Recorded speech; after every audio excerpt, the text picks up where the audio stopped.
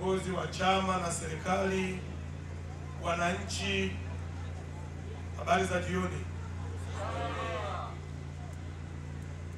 Mheshimiwa Mkurugenzi, na mimi nichukue nafasi hii kwanza kumshukuru Mungu ambaye amenipa kibali mimi pamoja na ninyi kukutana jioni hii kwenye shughuli hii muhimu.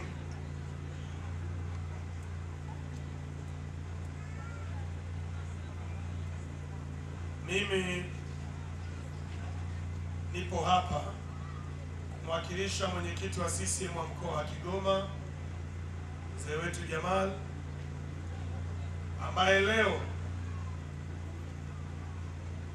yupo Kakonko. Ndio maana unaona hata hapa baadhi ya viongozi pia hamuwaoni, kwa maana ya mwenyekiti wa halmashauri na makamu wake. Kule kuna shida ilitokea, diwani mmoja juzi aliuawa kwa kukatwa mapanga. Sasa wako pale kwa ajili ya mazishi leo. Jambo hili ni kubwa ambalo ni lazima viongozi wetu walishiriki.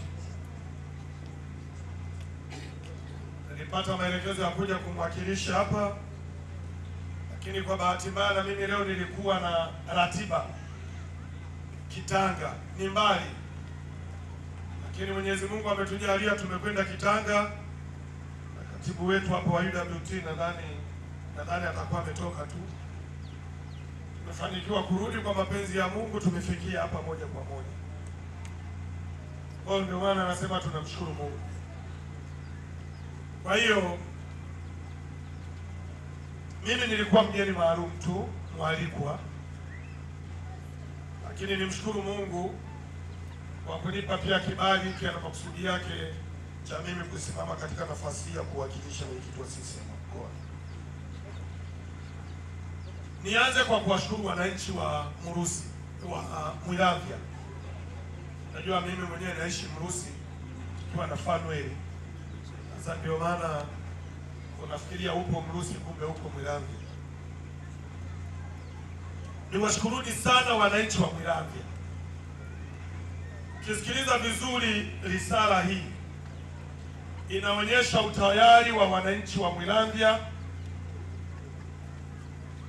wa kujisukumia maendeleo yao yanayowahusu.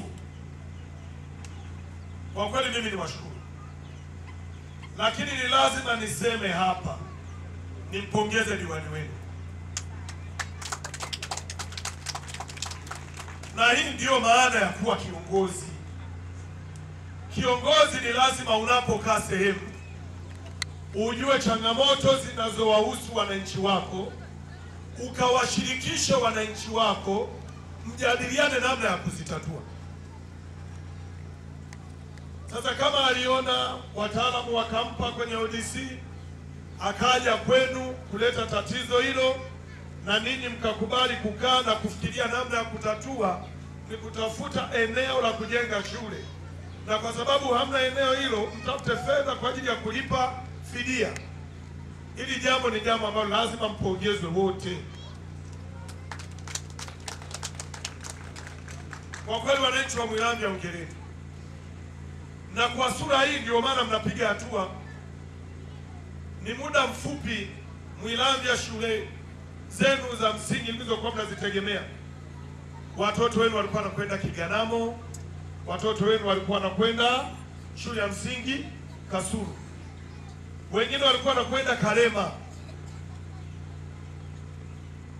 na kwa kweli ilikuwa ni mbali. Lakini kwa muda mfupi 2016 mlianza ujenzi wenyewe kwa fedha zenu, kwa michango yenu. Leo hii mna shule ya msingi. Sasa sipati picha kama msingejituma mkapata shule ya msingi, leo hawa watoto 1700 1900 ambao wangekuwa wanaendelea kusoma kwenye hizo shule nilizozitaja, leo wangekuwa na adha ya kiwango gani? Kama hapa Mwilavya leo tunaona kuna adha ya watoto, msongamano wa watoto, na bado tunaona kuna watu wanaotoka kule machinjioni, tunaona umbali wa kuifuata shule. Sasa tupate picha kama bado mngekuwa mna watoto wenu wanasoma shule ya msingi Kasulu. Kwa mimi kwa kweli niwapongezeni sana na mna kila sababu ya kuungwa mkono. Lakini nikupongeza Mheshimiwa Diwani na timu yako, mtendaji na watendaji wote wa serikali, pamoja na walimu wa shule hiyo na watumishi wote wanaoishi Mwilamvya, hata kama wafanyi kazi Mwilamvya, lazima tuwapongeze. Wafanya biashara, namuona ndugu yangu Karinone, unawaona watu wa Mwilamvya namna mlivyo na moyo. Ukimwangalia Karinone, mwenyekiti wa Harambee, ukiangalia na wajumbe wake pamoja na watumishi wetu, tunauona kabisa utayari wa kutusaidia sisi Mwilamvya. Kazi yetu sisi wananchi wa Mwilamvya, tuendelee kuwaunga mkono hawa watu, tuwaunge mkono ili tufikie lengo. Na zuri zaidi Mheshimiwa Diwani, nililofurahi ni kutoa ufafanuzi wa hizi milioni 90 ili wananchi wajue zimekuja kwa sababu gani. Maana milioni 20 na eneo la sekondari, na ni eneo kubwa zaidi ya hili mnalokwenda kulitafuta leo, lakini eneo dogo linaonyesha kulipwa kwa fidia kubwa zaidi ya lile kubwa mlilolipata awali. Na mimi nitoa ushauri hapa, nilikuwa nanong'onezana na afisa elimu na mkurugenzi. Hilo eneo inaonekana lina majengo, lina maboma na jengo lililokamilika. Kwa tathmini, haya majengo ndio yamepandisha gharama. Lakini mimi niombe halmashauri iende kule ikafanye utafiti vizuri. Kama hizo nyumba na majengo yako pembeni ya eneo kubwa lililobaki, mtumie kwanza eneo lililobaki ili tupunguze gharama kwanza, tuwahi kupata shule. Pindi tutakapoendelea, tutaangalia namna ya kufidia hizo nyumba baadaye, lakini kwanza zifanye ziondoke. Kwa sababu tukisema tutafuta milioni 90 mpaka tutakapozikamilisha, inawezekana pia tukachelewa, wakati tungeweza kupata fedha za kawaida ambazo zingeweza kwenda kutusaidia. Na tunapoendelea kuchelewa, ndivyo ambavyo na wale wengine wataendelea kuona thamani ya lile eneo lao. Kwa tunaweza tukaleta tatizo. Kwa hiyo mimi nikupongeze kwamba fedha sasa zitakazopatikana ni vizuri ziende zikaanze kulipa fidia kwenye eneo ambalo halina majengo. Swala la msingi tu, wale watu ambao wana yale maeneo watusaidie, wajue kabisa hii shule sio ya Gamuye, sio ya Ramadhani, sio ya afisa elimu, sio ya mkurugenzi, sio shule hii, ni ya kwetu wote. Ndio maana kuna maeneo mengine watu watakuwa wazalendo, wanatoa maeneo bure ili huduma za kijamii zifanye zipatikane. Kwa hiyo mimi niwaombe wale wenye maeneo pale waendelee kuwa watulivu hivyo hivyo. Fedha itakayopatikana waanze kulipwa ili sisi wenzetu hawa wataalamu kitaalamu waendelee kutuombea shule, kwamba tuna eneo la heka kadhaa linaweza likatosha shule, lakini tunaweza pia baadaye, ili halina mgogoro, baadaye pia tuna nafasi ya kuongeza eneo lingine, ili kwanza tuanze kupunguza hawa wanafunzi. Ndugu zangu, hii kazi ya kujenga mashule kwa halmashauri ya mji wa Kasulu imefanyika kwa weledi mkubwa, na nadhani mpaka sasa ni eneo ambalo hapa kwetu tu Mwilamvya, nadhani ndio bado akidi ya wanafunzi ni kubwa kuliko maeneo mengine, si ndivyo afisa elimu? Anaweza akawa na maeneo machache, lakini hapa mkiwepo.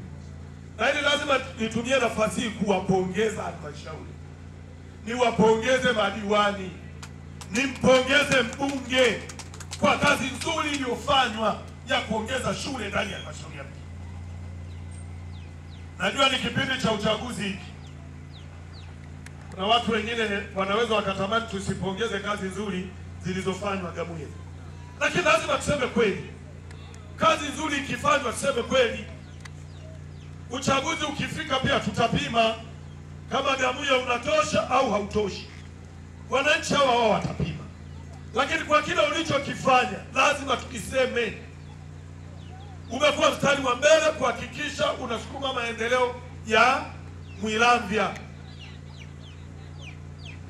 Haya mambo, kuna maeneo mengine, kata nyingine hayapo. Kila kitu wanataka kutegemea serikali, yaani kiongozi unakosa ushawishi kwa wananchi wako. Ukiona diwani unaungwa mkono hivi, tafsiri yake umeweza kukaa na watu na kuwashawishi waje wakusaidie. Tufikie sehemu tuseme kweli.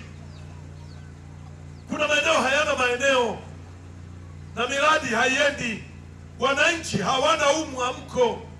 Tukikuta mwamko, lazima tuanze kuwapongeza viongozi wetu.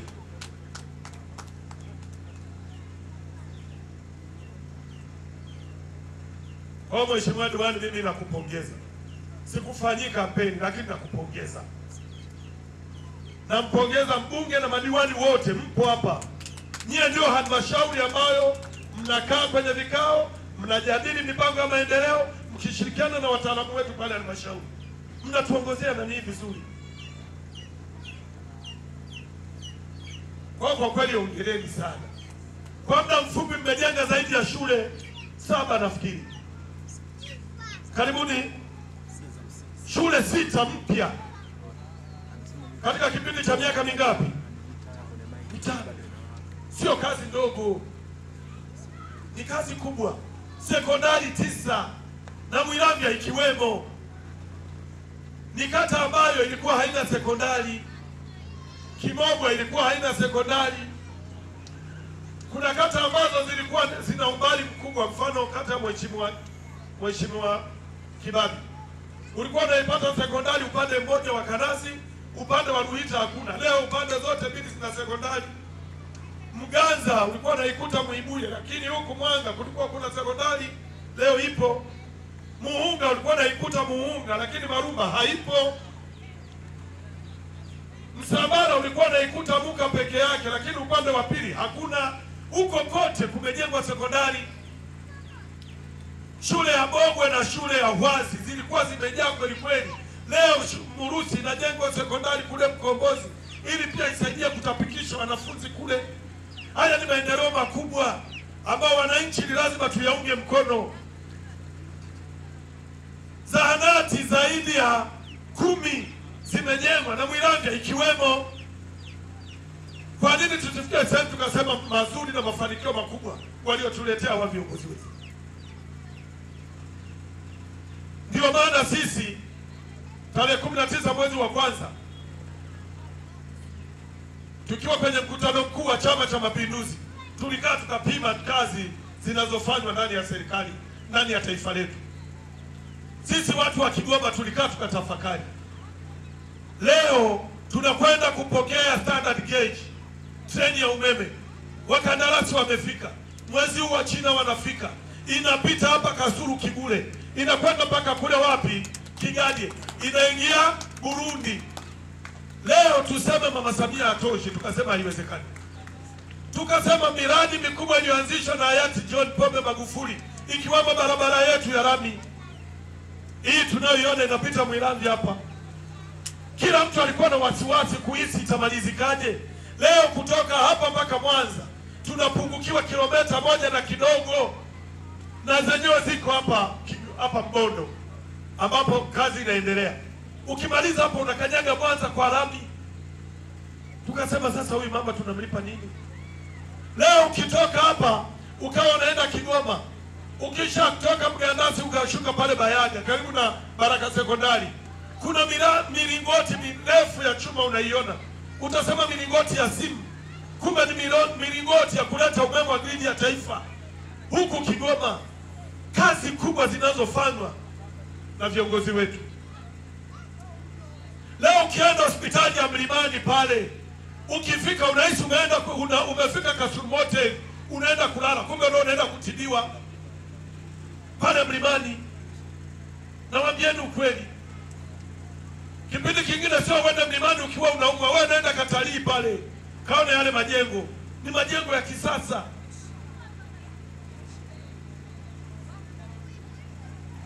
tuna kila sababu ya kuwapongeza viongozi wetu kwa kazi kubwa walioifanya.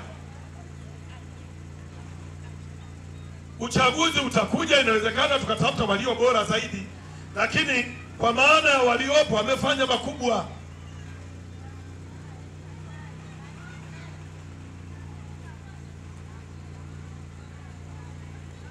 Leo ukiingia mjini Kasulu hapa, kuna sehemu ambazo tulikuwa tutegemee kama rami itakanyaga. Leo tuna sehemu hata ya kukwepea vumbi. Ni kazi kubwa inayofanywa na viongozi wetu. Nyingine ndio hizi ambazo zinaplaniwa hapa Mwilamvya ili tupate eneo shule ije. Ni kazi hiyo. Sisi tunajua maendeleo pia ni mchakato. Yapo sehemu ambapo kuna maeneo ambayo bado serikali haijakidhi, lakini sisi tunaamini mambo yote yatakaa sawa. Na niombe kupitia mkutano huu, niwaombe vijana wa Kasulu ambao hawana NIDA waendelee kupambana kutafuta NIDA. Mradi wa treni ya umeme unaokuja ambao unaanza mwezi huu, kama sio mwezi kesho, vibarua watakuwa wenyeji wa Kasulu. Na miongoni mwa sifa za kupata kazi pale ni NIDA. Mama zangu, mama ntilie, kule mtapika. Tabora mtakapokuwa na station kubwa, uzuri wamekuja ofisini kwangu kueleza, wamekuja kuripoti na kueleza namna watakavyotekeleza. Ukitoka Tabora mtakapokuwa na station kubwa, humu mote zitakapopita, zitapita station vituo vya kawaida, ila station kubwa ya abiria na mizigo itakuwa Kasulu.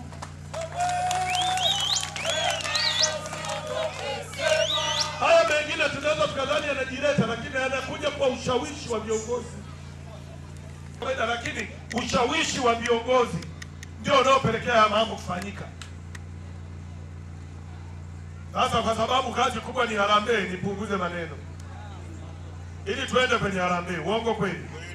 Mgeni rasmi amesema kwa ukubwa wa tukio hili nisiseme lolote kutoka kwake, watu wote wamuunge mkono, yeye atakuja kufanya jambo hapa Mwilamvya. Mzee Jamali amesema changeni. Mimi naye kwa ukubwa wa jambo hilo na heshima niliyopewa, nitakuja kufanya jambo Mwilamvya. Sasa mimi nadhani tuanze kazi ya harambee, lakini pia niwaombe wale walioahidi watimize ahadi, kwa sababu ni ukweli usiopingika. Maharusi tunachangia sana, vitu vya anasa tunachangia sana, vitu vya maana kama hivi tusiwe wazembe na vyenyewe tujitoe. Mimi na diwani oye, mbunge oye, madiwani oye, watumishi oye, Rais Samia oye. Tukisema Rais Samia, ndugu zangu, hayaishi. Hata mbolea huko ruzuku bado anakanyaga tu. Kwa hiyo kuna mambo mengi. Ndio maana sisi kwa kweli, kwa maana ya chama, tumeshamaliza. Mgombea wetu kwa nafasi ya urais ni Dr. Samia Suluhu Hassan. Mgombea mwenza ni Dr. Emmanuel John Nchimbi. Na kwa sababu nipo Kigoma, ni vizuri na mimi nikasaidia kufafanua. Wapo watu wanaweza wakajiuliza, mbona makamu wa rais ni Dr. Mpango? Kwa nini tena agombei? Ndugu zangu, Dr. Mpango anasema anataka kupumzika. Anasema nchi ameitumikia pakubwa, anatamani kupumzika, ataendelea kuwa bega kwa bega na wana Kigoma kwa nafasi yake. Na leo nimebahatika kupita huku Muyama, kutoka Muyama mpaka karibu na hapa Mwanga unatembea kwa rami. Mle Kasumo mitaa yote ni rami.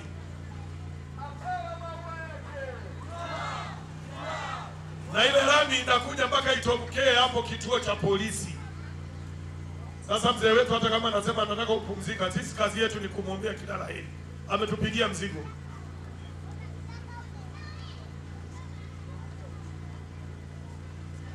Kwa hiyo ndugu zangu, naomba tuanze zoezi la harambee.